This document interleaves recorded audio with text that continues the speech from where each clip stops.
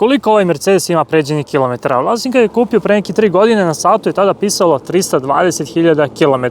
Međutim, prilikom jedne posete servisa, prikačili su automobil na dijagnostiku i motorni računar je pokazao 999.000, dakle 1.000.000 kilometara. Šok za vlasnika, ali su mu u servisu rekli da ta kilometraža i ne treba puno da ga brine jer je motor u solidnom stanju i da može najnormalnije da nastavi da vozi. Jer su Mercedesovi dizeli iz tih godina poznati po tome da mogu da pređu dosta ovde konkretno.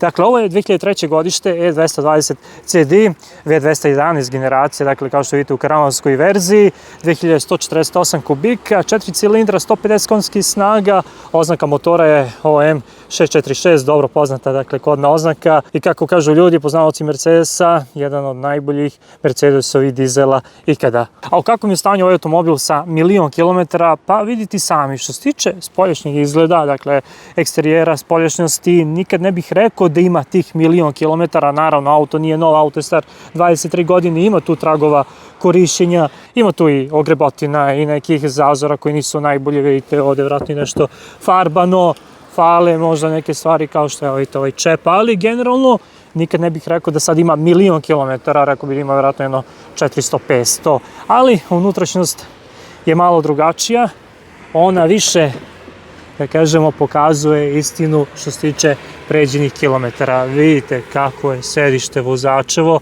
ovde od ulazaka, izlazaka, uvijek se zakačila plastika, vidite kakvi su tapaciri, ovaj ovde rukohvat pokazuje kilometre, ručica menjača, naslon, drugo sedište, vidite volan kakav je i ispod, vjerojatno je ovo fabrička koža.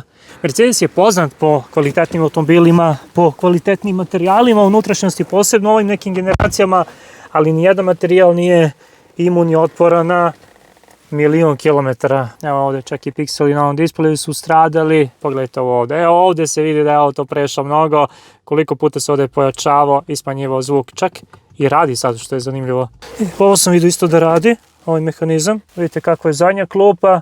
A da, provukao sam ga i kroz Car Vertical, izveštaj nije pokazao punu kilometražu, ali pokazao sasvim dovoljno, tez da je ovaj automobil već 2006. godine, kada je bio star svega 3 godine, imao već 210.000 km, što govori o tome da se od samog starta vozio dosta. Jer zaista nije retkost da E-klase prave velike kilometraže, čak i novije, kao što su V212 i V213, tako da je moj savjet da uvijek proverite istoriju automobila, imate kod AAA za 30% popusta. Pišite u komentarima šta biste vi uradili kada biste kupili automobil sa 1.000.000 kilometara, to jest kada bi se posle ispostavilo da je auto prešao 1.000.000 kilometara, da vi to niste znali. O tome sam pričao i sa vlasnikom ovog automobila, tako da ceo klip pogledajte na YouTube-u.